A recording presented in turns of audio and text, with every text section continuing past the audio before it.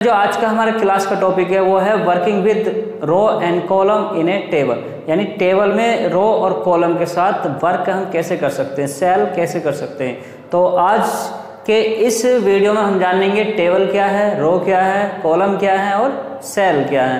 तो ये लेसन जो है लेसन 3 है और पहले हम पढ़ेंगे क्वेश्चन 4 जिसमें क्वेश्चन और आंसर दे रखे हैं। इससे पहले फिलिंग द ब्लैंक्स हैं, ऑब्जेक्टिव हैं और अरेंजमेंट वाले क्वेश्चन है वो मैं बाद में कराऊंगा। पहले हम पढ़ दें क्वेश्चन आंसर के बारे में। तो इसमें फर्स्ट क्वेश्चन है कि define table and cell in Word document, यानी वर्ड डॉक्यूमेंट में सेल और टेबल को डिफाइन करना है। कैसे डिफाइन करेंगे, क्या करते हैं, तो मैं बता रहा हूं आपको। टेबल क्या होती है, देखिए रो और कॉलम से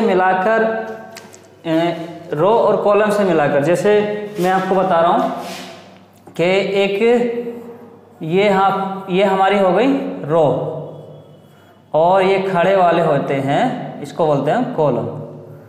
तो रो और कॉलम से मिलकर जो बनता है हम उसको कहते हैं और इसको हम क्या बोलेंगे, टेबल। तो रो और कॉलम से मिलाकर हम बनाएंगे टेबल। और सेल क्या होते हैं, सेल। अच्छा, जो रो और कॉलम का इंटरसेक्शन होता है, यानी कि रो और कॉलम जहां एक दूसरे को क्रॉस करते हैं, उन क्रॉस को मिलाकर जो हमारा खाना बनता है उसी को हम क्या कहते हैं, सेल। यानी कि रो और कॉलम के इंटरसेक्शन को ही हम सेल कहते हैं और रो और कॉलम के कलेक्शन को हम कहते हैं टेबल। जैसे क्वेश्चन में दे भी रखा है कि difference between row and column, column में और रो में डिफरेंस क्या है, अंतर क्या है। तो मैं बता दूं, रो जो होता है वो हॉरिजॉन्टल वे में होता है एंड कॉलम जो होता है वर्टिकल वे में। ऐसा ही जैसे देखिए ये हमने क्या बनाया, टेबल बनाई। तो जो हमारी पड़ी लाइन जिसको कहा जाता है, ये इस तरह से हॉरिजॉन्टल वे में जो होता है वो रो होता है और जो वर्टिकल वे में होता है इसको हम कहते हैं कॉलम। कॉलम खड़ा होता है, रो पड़ा होता है। एक क्वेश्चन में पढ़ लीजिए, इन ए टेबल और separate sheet row is horizontal arrangement of data, यानी डाटा को हॉरिजॉन्टल वे में जब हम लिखेंगे तो वो कहलाएगी row. And typically running from left to right, मतलब लेफ्ट से ये राइट को चलता है, यानी कि एक लेफ्ट से राइट को हम रनिंग करेंगे। वाइल जबकि column is vertical arrangement of data running from top to bottom.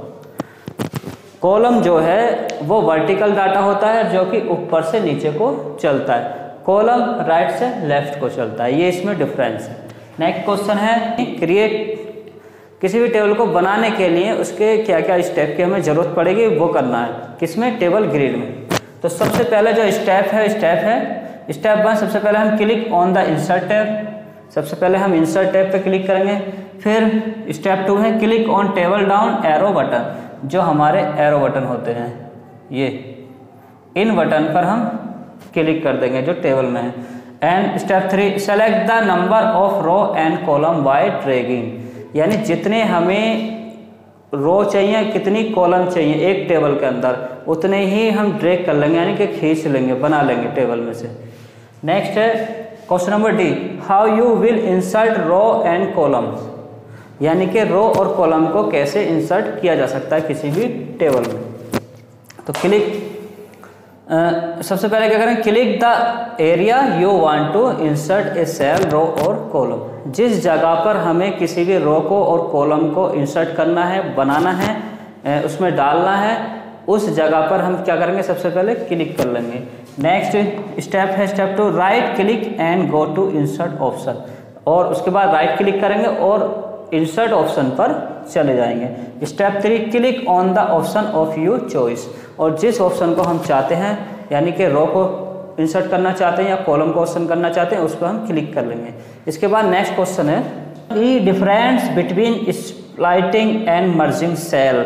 स्प्लाइटिंग और मर्जिंग सेल में क्या डिफरेंस है, मैं आपको बता लूँ। स्प्लाइटिंग का मतलब होता है डिवाइड करना, यानी बांटना, और मर्ज का मतलब होता है इकट्ठा एक जगह करना।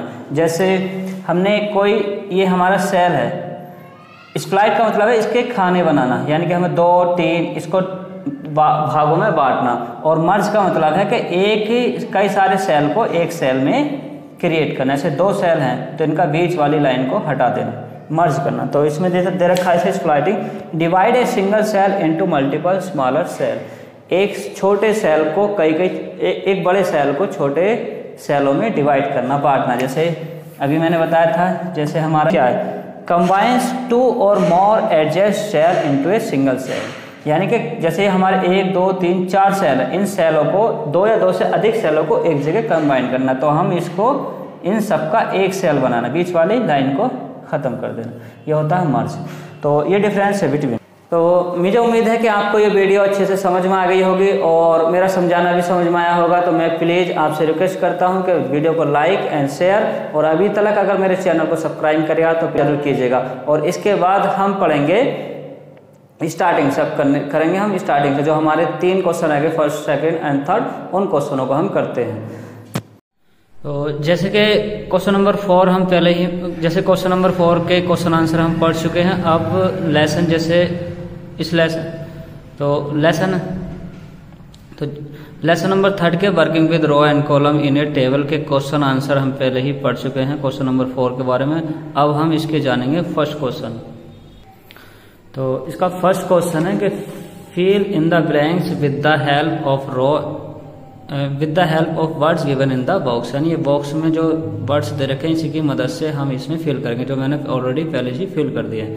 जैसे फर्स्ट वाले में आना है शिफ्ट टैब, सेकेंड में मर्ज, थर्ड में टैब एंड सेल और इंसर्ट।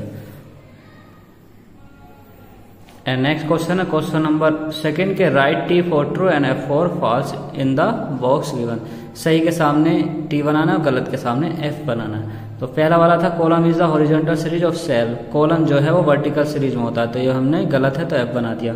तो नेक्स्ट है to insert a table in a document you have to select draw table option, ये सही है तो इसके आगे T बना दिया।